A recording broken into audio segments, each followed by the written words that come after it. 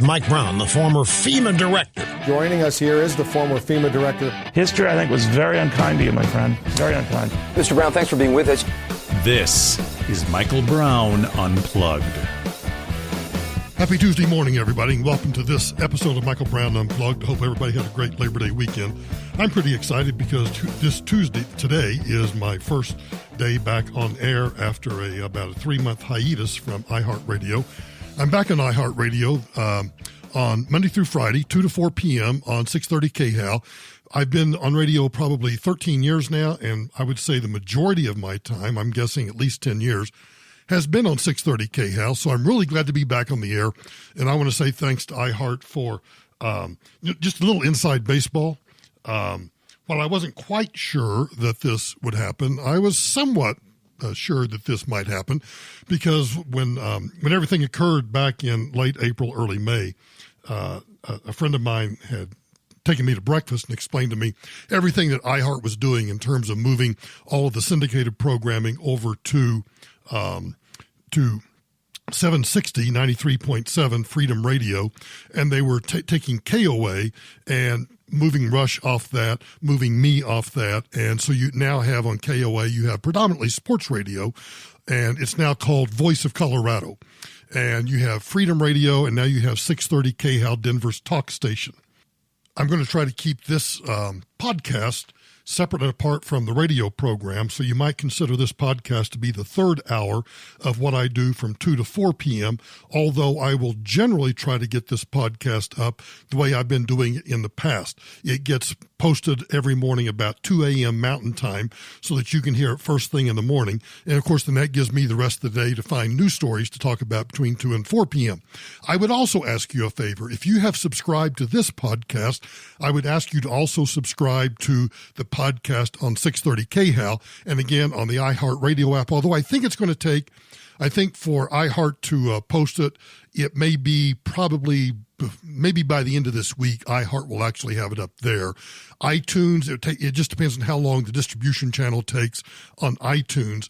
But if you just search for Michael Brown on any of the podcast apps, iTunes or iHeart, as soon as this propagates through the system, you will be able to get both the radio program, which is Michael Brown's Heck of a Show, and Michael Brown Unplugged. You'll be able to get both of those wherever you get podcasts. So I hope that you will continue to listen to this podcast and that you will listen to the radio during the day or listen to the podcast, the radio program, when it gets posted later in the evening, the day of the program. So let's get started. I want to start with the shootings that occurred in El Paso and Midland, Texas. Well, not really. I don't want to start there, but I want to use that as the premise to get started. When the shooting occurred, I commented to Tamara and a few friends that I think what's driving me nuts, and I have not, I'm telling you that here's a caveat, I have not done much research to find out who the shooter was, what the shooter's background was, or anything else. I don't know whether he's a right-wing nut job, a left-wing nut job. I just do know that he's a nut job. He got stopped for a traffic violation of some sort, immediately shot that cop, and then went on a shooting rampage. You know, regardless of what Beto O'Rourke or anybody else says, unless we decide to confiscate all 300-plus million guns in this country, we're not going to make a dent in the craziness that goes on. And if we were able to confiscate all 300-plus million guns in this country, guess what would not stop? Because for those countries where it is illegal to own a gun, or it's highly restricted, or it's very difficult to own a gun, or the most thing that you can own a gun is maybe a double-barrel shotgun and over and under to go hunting or whatever, you still have crimes committed with firearms. So confiscation would accomplish nothing except to punish you and I as lawful gun owners. But let's just not set aside, but I want you to stop and think back to last week when these shootings occurred, and I want you to think about the coverage. The coverage, of course, I'll never forget. I happened to be home, and I was watching the news. I know, big shock, right? And as I watched, when Fox News first broke the story, They had some guy on. I don't know what he is. He wasn't a lawyer, I don't think. I don't think he was an FBI. He was there to talk about something else. And the story broke. And I think it was Leland Vitter, who was the anchor on Fox at the time, said, well, or maybe it was Connell McShane. I'm not sure which one it was. Doesn't make any difference. The story is this. They had no details. The only thing they had seen was a note that had been handed to them by a producer that said there's an active shooter in Midland, Odessa. And the first thing that the anchor did, whether it was Connell McShane or whether it was Leland Vitter, was to go to the guest that they had on for an entirely unrelated topic and ask them what they thought. And I remember thinking, what if they had asked me that? What if I had been sitting in the chair at the Denver bureau of Fox News and I was getting ready to talk about Hurricane Dorian? And instead, the anchor came to me and said, Mr. Secretary, we've just gotten word of an active shooter in Midland, Odessa. What do you think of that? I hope my response would have been this. I hope I would have thrown it back and said, well, what are the details? What do we know? Do we know anything yet? I don't want to comment about anything until we know all of the facts or enough facts upon which to base some sort of lucid, rational commentary. And instead, this guy, and again, I don't know who he was. He may be one of the smartest people in the world, or he may just be, happy to be on TV. I don't know. And he started talking about, well, I don't know I just don't know what to think about this. There's a lot of craziness in the world, and there just seems to be a lot of these things going on, and maybe we need to look closer at, universal background checks or red flag laws. And now I'm starting to get irritated, and I'm thinking, here you are in a 2-box on a national cable show talking about something where the only fact that you have, and again, we don't even know that this was a fact, although it turned out to be a fact, but the only assertion of fact at the time was this: an active shooter in Midland, Odessa. Of course, as it turns out, it really wasn't 2 active shooters, and it wasn't Midland, Odessa. It was in one place, and it was fairly well confined. I think 6 or 7. I'm not going to look it up. But what? I think 6 people died, 7 people died. Maybe it was 8. Let's go to the Chicago Sun-Times. Now, this may change by the time that you by the time you hear this podcast. But as of Monday at 7:06 a.m. Central Time, the Chicago Sun-Times had a headline: 35 shot, 7 fatally so far in Chicago Labor Day weekend shootings. The subheadline: a 15-year-old boy shot Sunday in Austin, part of Chicago, not Austin, Texas, is among 7 people killed so far. At least 35 people have been shot, 7 of them fatally, so far in gun violence across Chicago over the Labor Day holiday weekend. The number of fatal shootings so far has already surpassed the total from last year's Labor Day weekend, when 4 people were killed and 23 others were wounded in citywide shootings. Where are the screams from the Alyssa Milanos? Where are the screams from the Beto O'Rourke's? Where are the screams and the hollers? Where, Beto O'Rourke dropped the F-bomb on live television on CNN. Now, because it's cable television, they're not really, regulated by FCC regulations, so they didn't bleep it out. They didn't have a dump button. They just let the F-bomb fly. And I guess Beto O'Rourke, Robert Francis O'Rourke, thinks that somehow it's cool to drop an F-bomb when talking about a shooting in his state. I haven't heard any of them. Talk about what's going on in Chicago. This is proof to me. Proof that they don't care about Chicago because, well, they're gangbangers. They are predominantly black. If it was one white person in Chicago that had gone on a rampage and shot 35 people and killed 7 of them, then they would probably be dropping F-bombs all over CNN and MSNBC, and Alyssa Milano and the rest of Hollywood be going back crap crazy about how, oh my gosh, we must do something. It is time for gun control. You know what I think it's time for? Here's what I truly think it's time for. I watched a video over the holiday weekend, and again, I don't remember where it was. It was a convenience store, and it was a convenience store that had been robbed several times. And a gangbanger walks into the convenience store. There's a guy in shorts, short-sleeve shirt, sitting behind the counter. It looks like he's either playing on his phone, putzing around with the computer, or whatever. The guy walks in, throws a bag down across the counter, obviously to put the money in. He has his gun in his, I think, left hand, and as he pulls the robber, as he pulls his gun out to move it over to his shooting hand, his right hand, which is stupid on your part. If you're going to rob a convenience store, you should go in prepared to shoot and kill. Not saying that's what you should do. I'm just saying if I was going to rob a convenience store, I'm not going to run the chance that the convenience store clerk is going to be armed, and then I have to waste 4 or 5 seconds, whatever it took, for me to move my gun from my left pocket, pull it out, put it into my right hand, and then pull it up. Because you know what happened in those few seconds? Just in those few seconds, this is a fantastic video if you can find it. You can see the clerk, the minute the guy throws the bag onto the counter, you can see him reach with his left hand behind his back, draw his concealed carry, put it in his shooting position,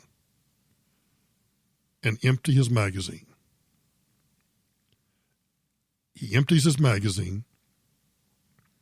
He walks around the corner, walks around the counter, realizes he needs his phone, reaches over the counter, tiptoes out of the convenience store, and I assume dials 911. Now, a lot of people have watched that video and said, well, why'd you have to empty your magazine? Oh, by the way, he didn't have to slide. He didn't have to slide his gun either. No, he had a round in the chamber ready to go. Here's why he had to empty his magazine. What if the dirtbag gangbanger had been on PCP? If you watch this video closely, you can see the gangbanger's legs move. Now, that's probably from the shooting, but you don't know whether he's dead, trying to get back up, reaching to roll around with his firearm and shoot back at the clerk. You have to neutralize the threat, which is why when you watch law enforcement, you will watch them empty their magazines because they have to neutralize the threat. Because, and I know many people, if you're not familiar with firearms, you're thinking to yourself at this very moment, well, I put one bullet in him. He's down on the ground. I should run. In that second, in that 1,000, 2, 1,000, 3, 1,000, in those 4 to 5 seconds that you take to get around the counter, step over the perpetrator and get out, he could easily roll over and empty his magazine into you. Just like someone who has pointed a gun at a law enforcement officer on the street, of course I expect them to empty their magazines because they need to neutralize the threat. So I started this by saying, instead of all of this stuff that everybody keeps calling for, some of you may be offended by this, but I truly believe this. The more people that learn to defend themselves with firearms, and the more people that learn to fire back and take down perpetrators who would rape, rob, murder, steal, whatever from them, I think you would see a continuous, precipitous drop in violent crime. Now, we've had a drop in violent crime since about 1979. As the number of guns in this country has increased dramatically, almost like the hockey stick that Professor Michael Mann used in showing Al Gore, oh my gosh, look how high the temperature's going. There's been an equal increase in ownership of firearms in this country. At the same time, at the very same time that violent crime in this country has been decreasing. But the media is driving the narrative. And the media is driving the narrative because too often, and I'm as guilty of this as anybody else, we throw statistics out.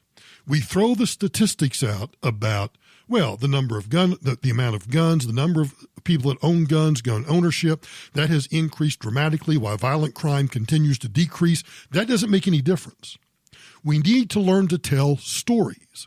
And we need to learn to tell stories about the convenience store clerk who I guarantee you, had he been unarmed, he would be the one that would be dead. And we would be watching a video of the convenience store clerk laying bleeding to death behind the counter while the gangbanger that walked in took the money, probably pumped a few more rounds into the convenience store clerk, and just sauntered out of the store.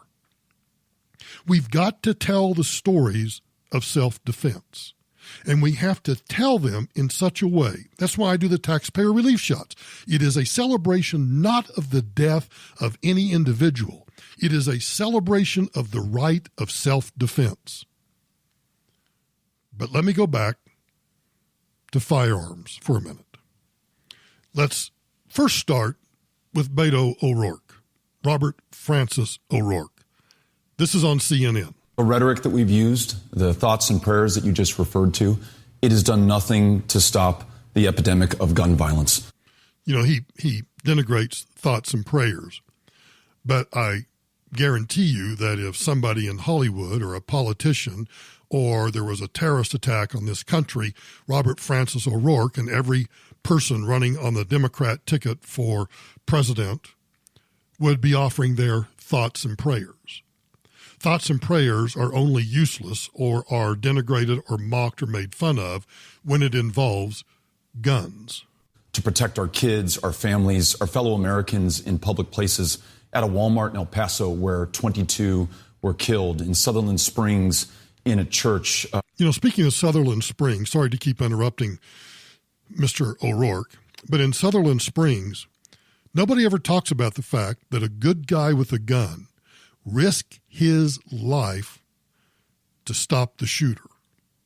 And but for a good guy with a gun, the death toll in Sutherland Springs, Texas, would have been much, much worse. But you notice he doesn't want to talk about that. One or two a day all over this country, 100 killed daily in the United States of America. Now, 100, that's where you get to the 35,000 a year.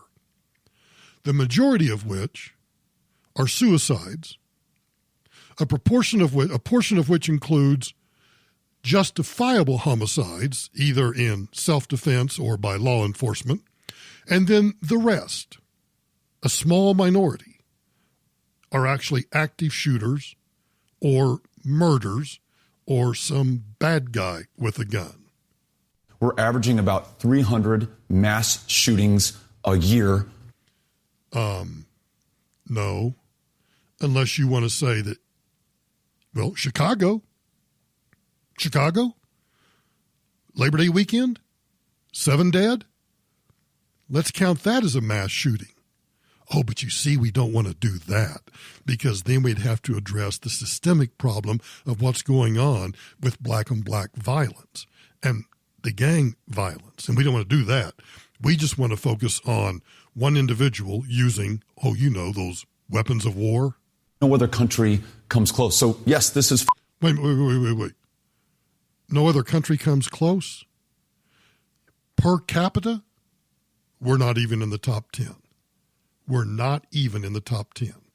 But let me back it up because here's where he goes. 22 were killed in Sutherland Springs in a church, one or two a day all over this country, 100 killed daily in the United States of America. We're averaging about 300 mass shootings a year. No other country comes close. So, yes, this is f***ed up. And if we don't call it out for what it is, if we're not able to speak clearly, if we're not able to act decisively, then we will continue to have this kind of bloodshed in America. And it goes on and on for another 7 minutes, and I'm not going to waste my time or your time. But I wanted to use that as the setup because that's the storytelling. And by storytelling, I also mean story, like the lies. In that 1 minute and 3 seconds, if you compact that all together, he told 2 or 3 lies easily. But let's go back to Alyssa Milano. She asked on Sunday whether self-defense was a God-given right. Now, isn't it fascinating that somebody would ask whether or not the right, well, I guess it shouldn't come surprising because, well, I won't go down the path of abortion or anything else, but isn't it fascinating that an individual in Hollywood would ask, wait a minute, since when is self-defense a God-given right? And the reason that fascinates me is how many Hollywood actors and actresses have armed bodyguards who are there to defend their principle against physical bodily harm by, if necessary, taking the life of another. How many politicians either lived in gated communities or live in homes with armed guards or work and travel with armed guards?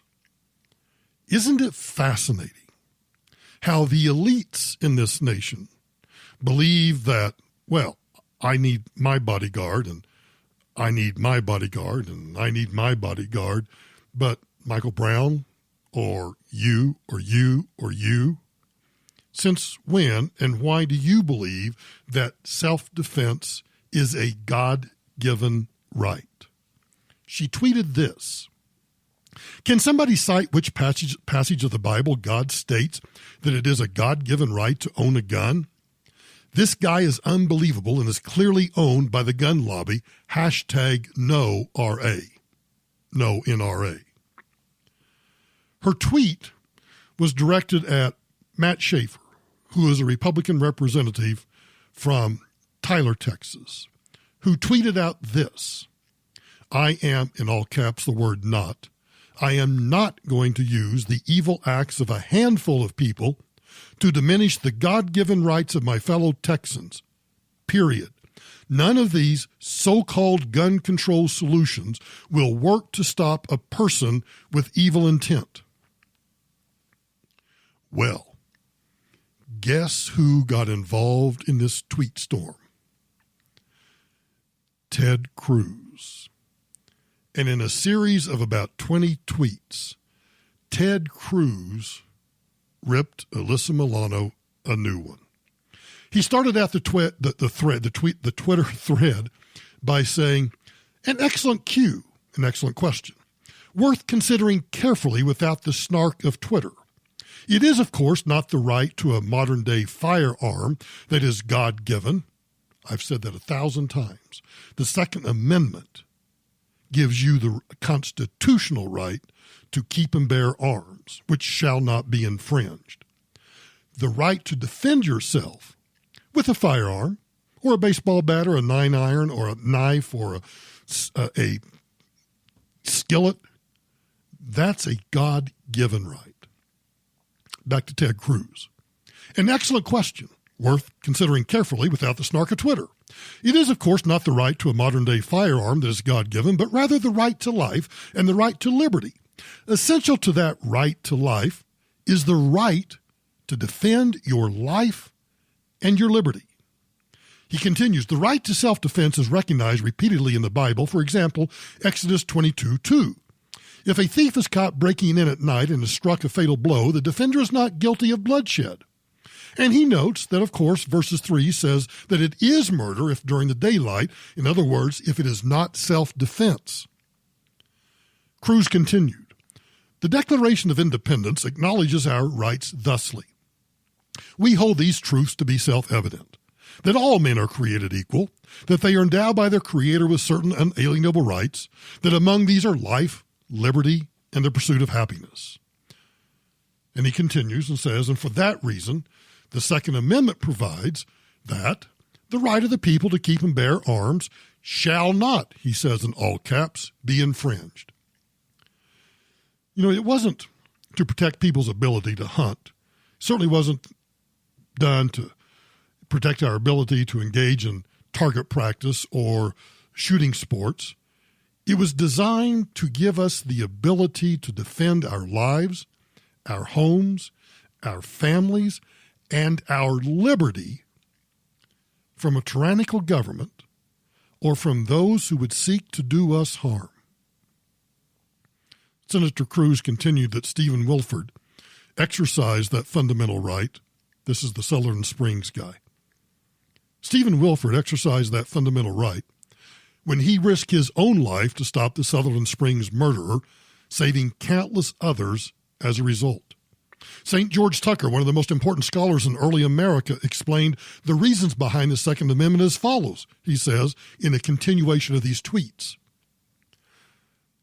George Tucker wrote, "This may be considered as the true palladium of liberty. The right of self-defense is the first law of nature."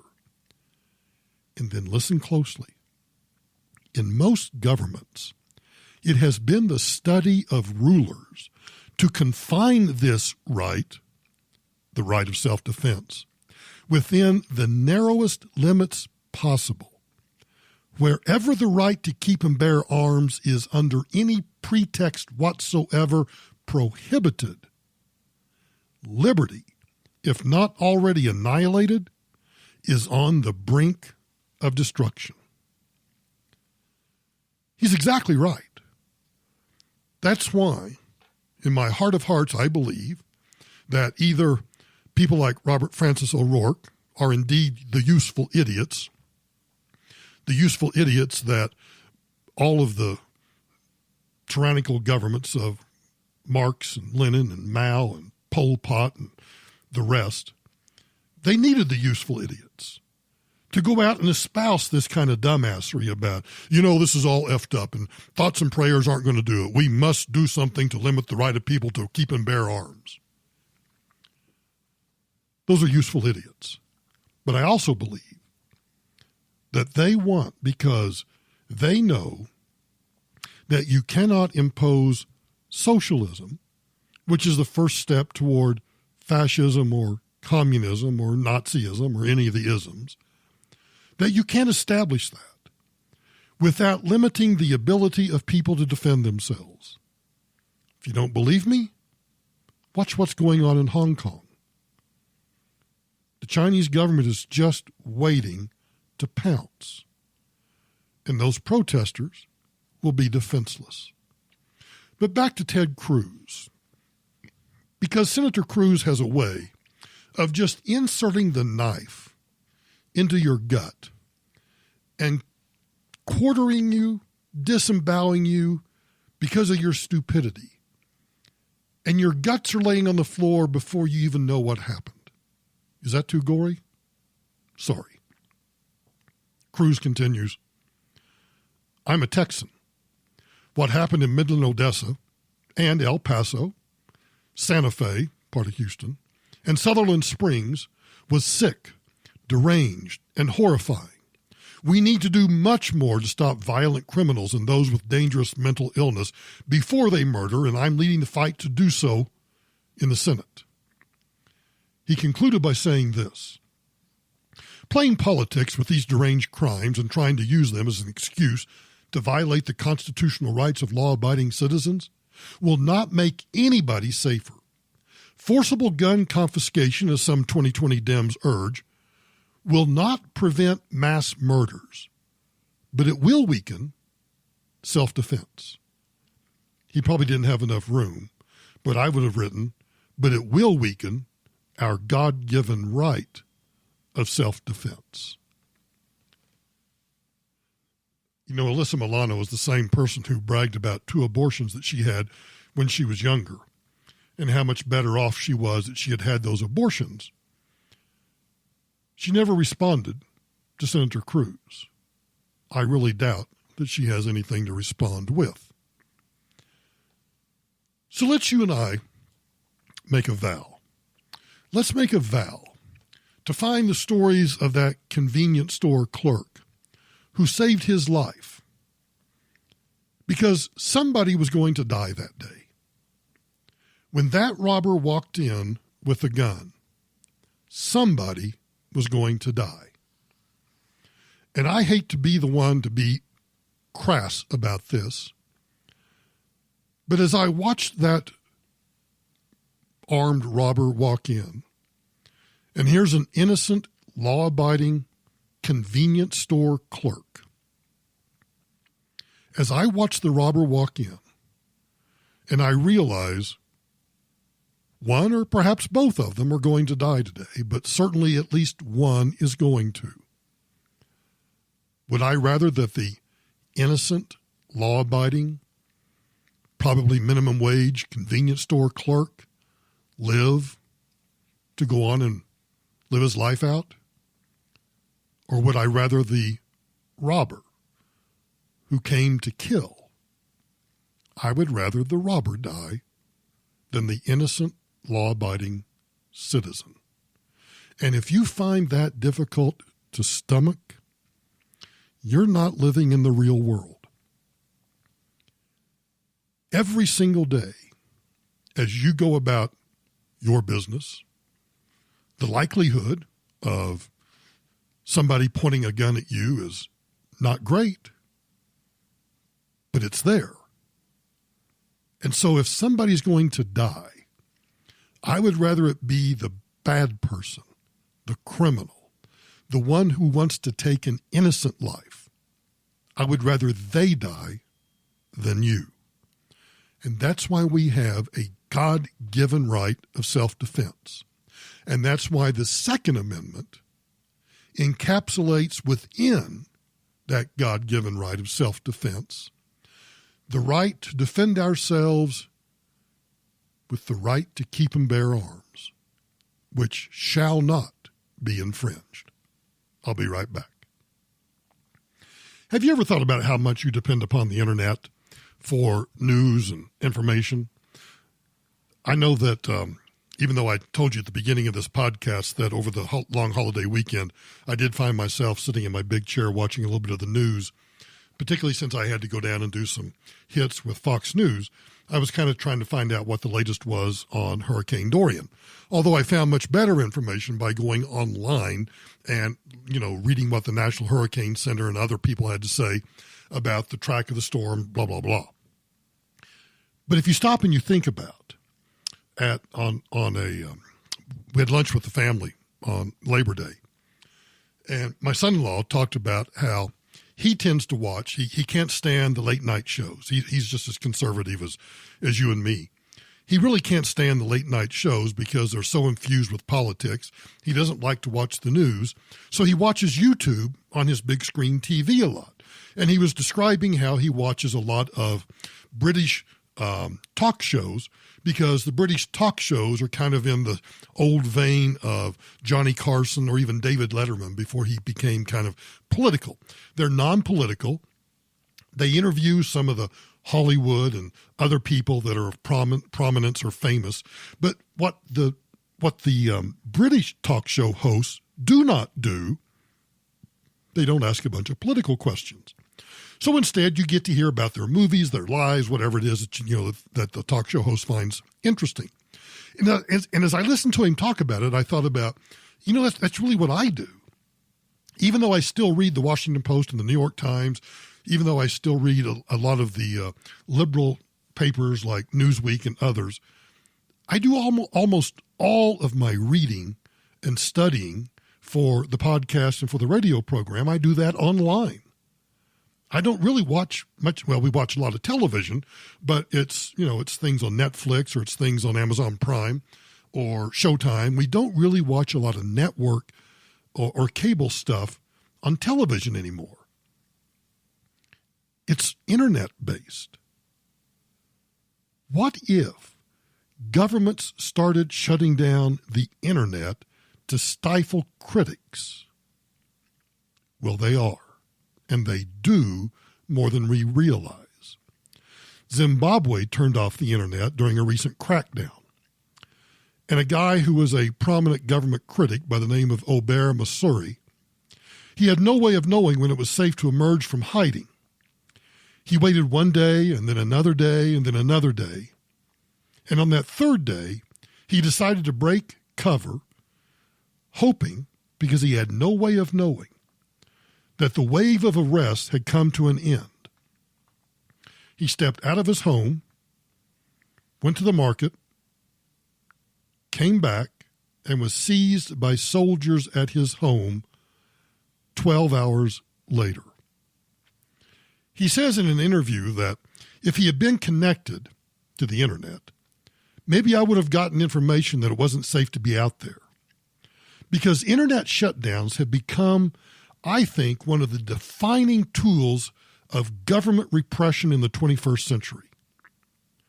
While capitalism and free markets tend to be making a march toward more freedom, in parts of the world, the shutdown and the control of the internet by government, and I'll put in parentheses, some fear control of the internet by the big tech oligarchs.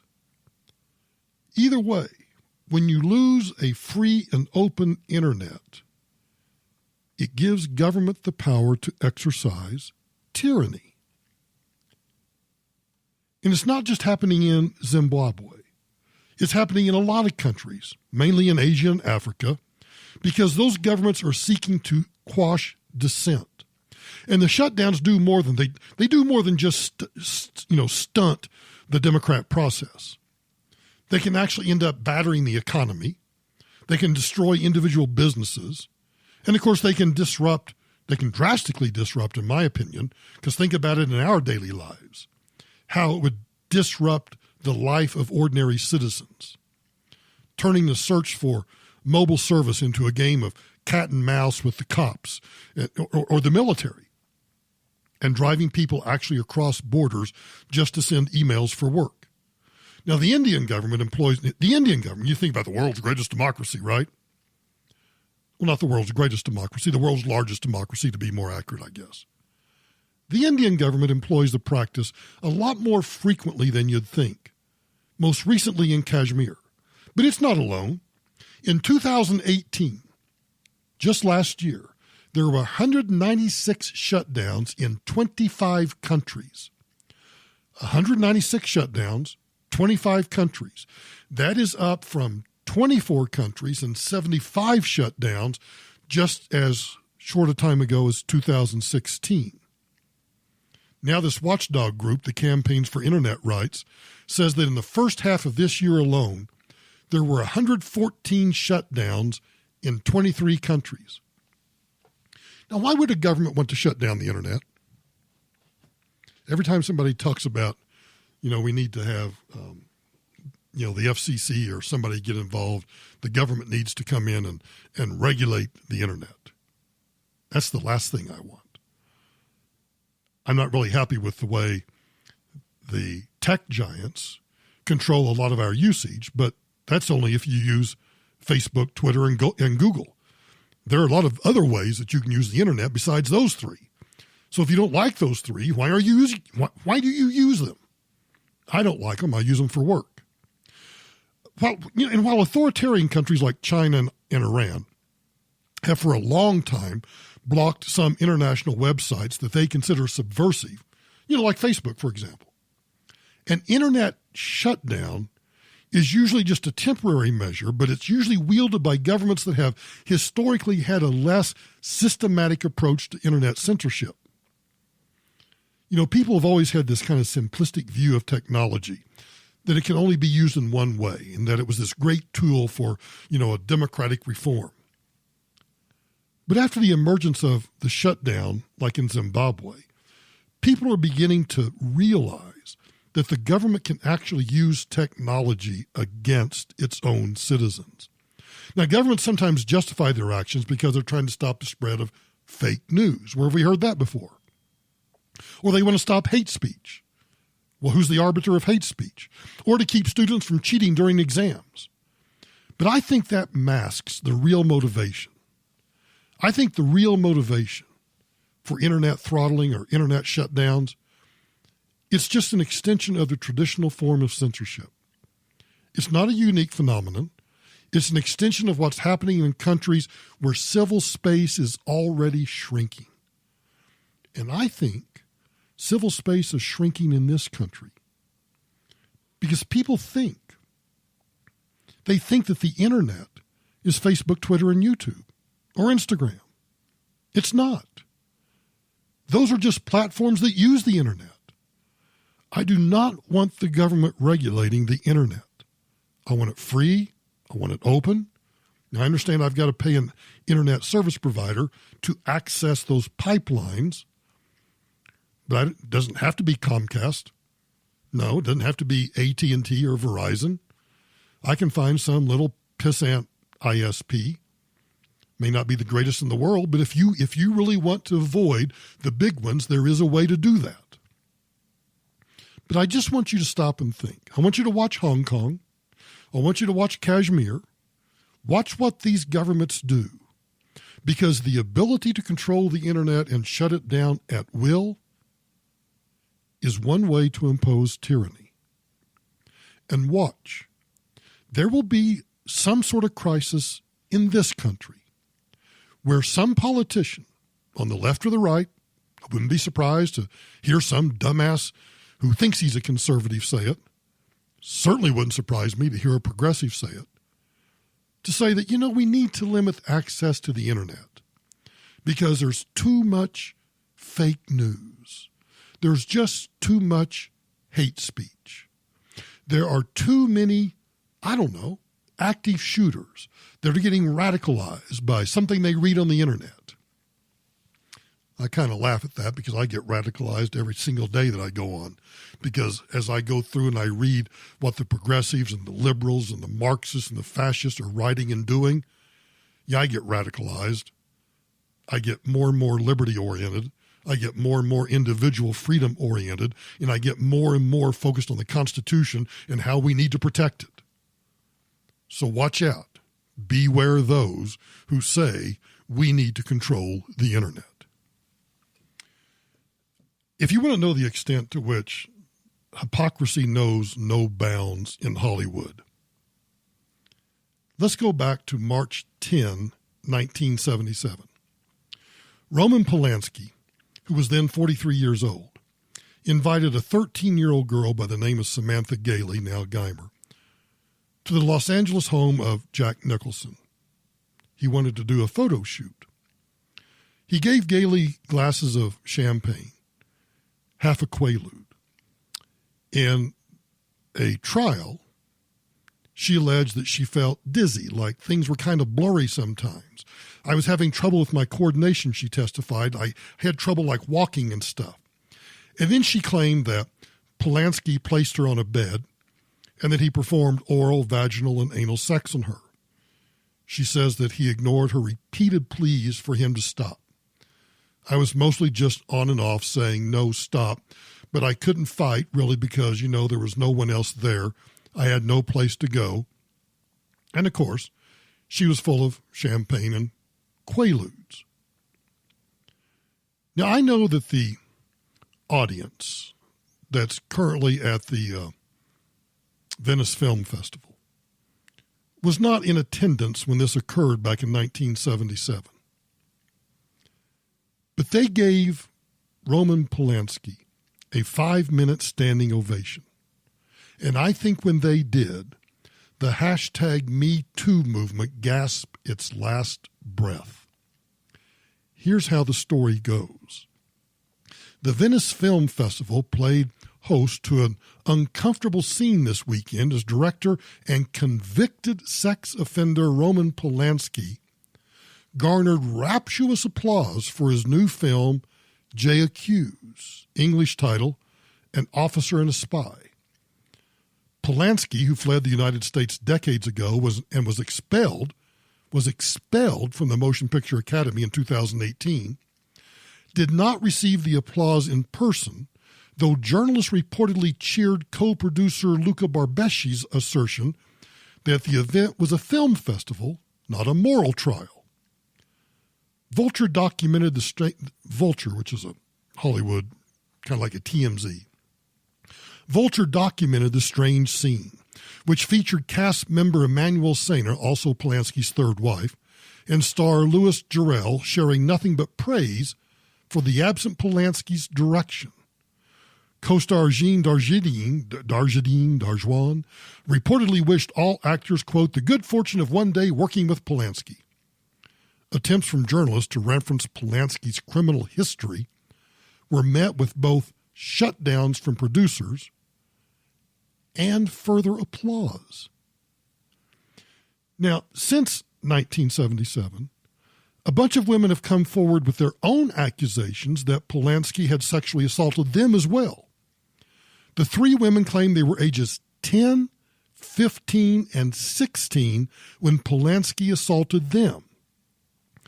Now, Polanski did an interview recently with a French media outlet, and he said that the, quote, persecution he has faced from people inspired him while he worked on the film. In the story, I sometimes find moments I have experienced myself. I can see the same determination to deny the facts and condemn me for things I have not done. Well, except the problem is, you were convicted by a jury of your peers. He continues that most of the people who harass me do not know me and know nothing about the case. Do we need to? I don't need to know you. I need to know that you're a convicted pedophile. You're a convicted rapist of a 13-year-old girl. It wasn't just that you were accused. It was that there was a prosecution, a trial, and a conviction. That's what I know. He says, Polanski says, I must admit that I am familiar with many of the workings of the apparatus of persecution shown in the film, and that has clearly inspired me.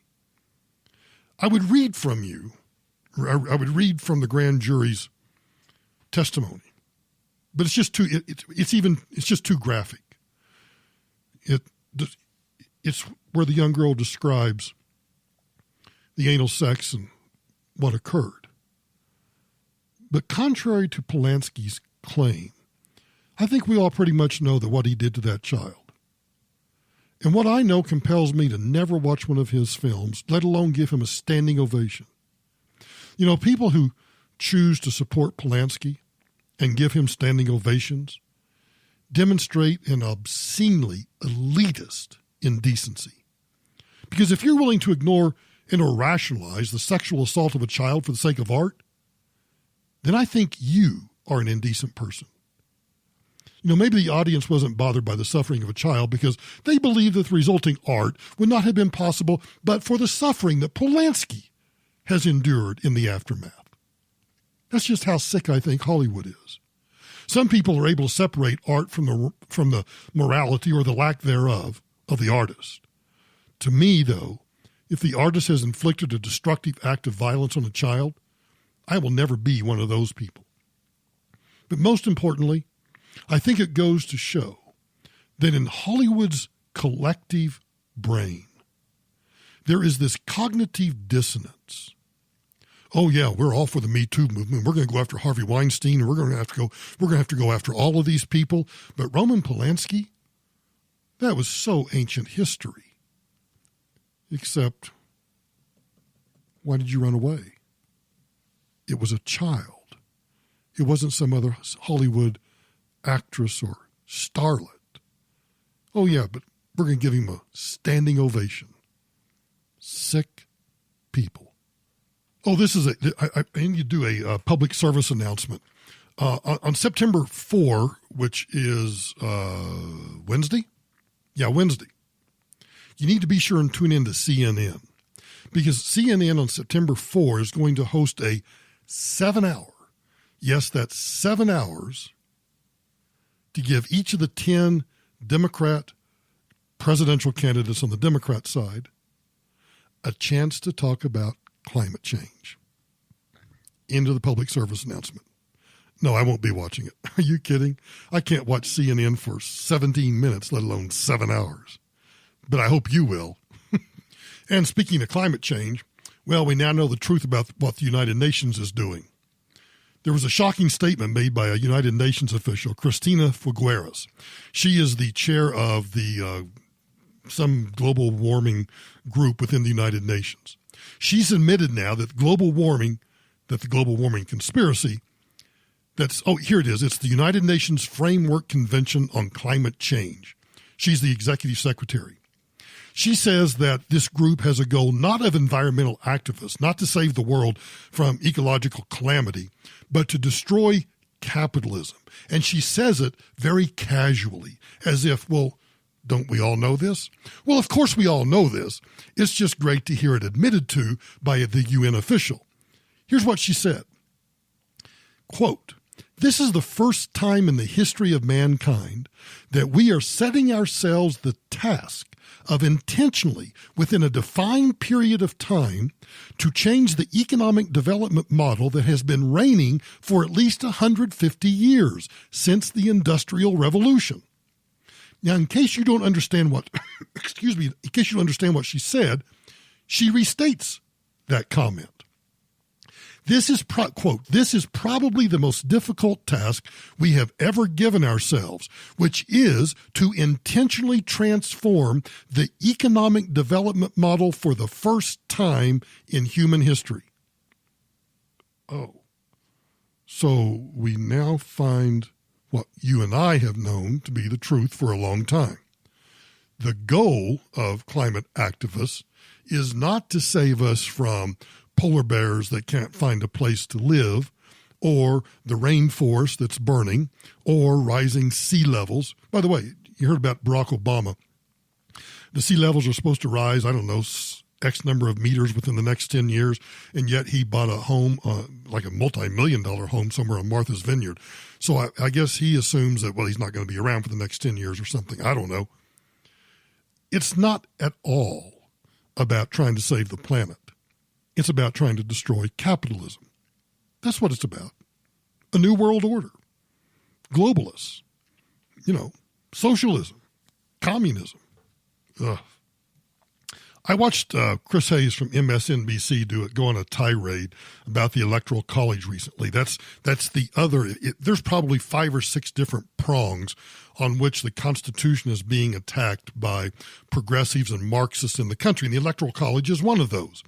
And I kind of thought that had died down until MSNBC did this special, or at least Chris Hayes did this special about how bad the Electoral College was. And it was just really stupid, and I watched it and I thought about playing it for you, but it's too long and I don't want to spend much time on it. But I did find a response to it that I'm just going to be lazy. And instead, I want you to listen to Congressman Dan Crenshaw from Texas, who in a kind of a unique way debunks the anti-electoral college that Democrats are pushing right now. I kind of find it entertaining. Jamel Bowie and MSNBC's Chris Hayes think that Republicans don't understand democracy, but Democrats do. Why? Well, because they want to abolish the Electoral College and they think that makes them better people. Yeah, okay. Let's break that down. So this whole debate actually gets to a really key difference between Democrats and Republicans, and that is actually literally in the words Democrat and Republican. What do I mean by that? I mean that Republicans defend the institutions of the Republic, and Democrats desire a more pure form of democracy. Why is that? Okay, why do Republicans want a republic? Well, a republic is more stable, and it's also more representative of the entirety of the country. That's why we like it. It's also why our founding fathers liked it.